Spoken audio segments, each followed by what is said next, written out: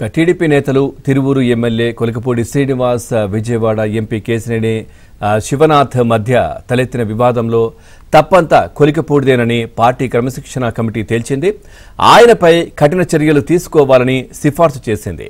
ఈ మేరకు సీఎం చంద్రబాబుకు పార్టీ రాష్ట్ర అధ్యక్షుడు పల్లా శ్రీనివాసరావు నేతృత్వంలోని కమిటీ సభ్యులు వర్ల రామయ్య, పంచుమర్తి అనురాధ, ఎంఏ షరీఫ్, కొనకళ్ళ నారాయణ, బీసీ జనార్దన్ రెడ్డి విచారణ నివేదికను అందించారు.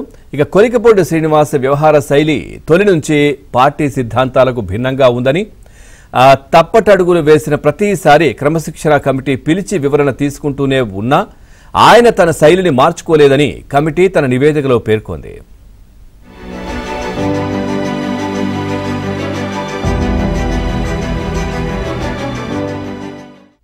ఎమ్మెల్యేగా ఎన్నికైన నాటి నుంచి 16 నెలల కాలంలో 3 సార్లు కొలికపూడి క్రమశిక్షణ కమిటీ ముందు హాజరయ్యారని, ప్రతిసారి తప్పైందని ఒప్పుకోవడం, మరోసారి పునరావృతం కాకుండా చూసుకుంటానని చెప్పడం ఆయనకు రివాజుగా మారిందని పేర్కొంది.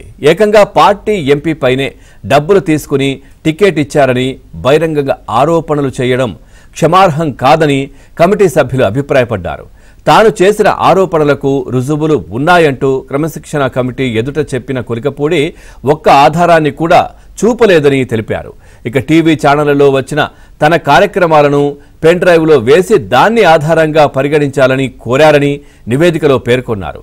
కొలికపూడి తీరు బాధ్యతారాహిత్యంగా ఉందని, కఠిన చర్యలు తీసుకోవాలని పేర్కొన్నారు.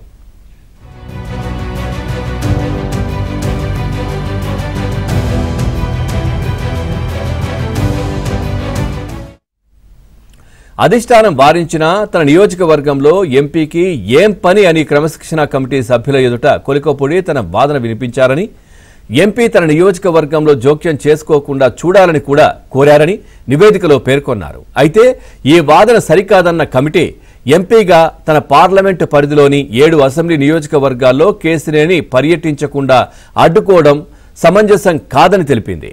అయినా తిరువూరు పర్యటన సమయంలో చిన్ని ముందుగా పార్టీ ఏపీ టీడీపీ అధ్యక్షుడు పల్లాకు సమాచారం అందించి ఆయన అనుమతితోనే పర్యటించారని పేర్కొంది. కాగా తాను ఎమ్మెల్యే కొలికపూడి, ఎంపీ చిన్నిని పిలిచి మాట్లాడతానని చంద్రబాబు కమిటీకి తెలిపారు.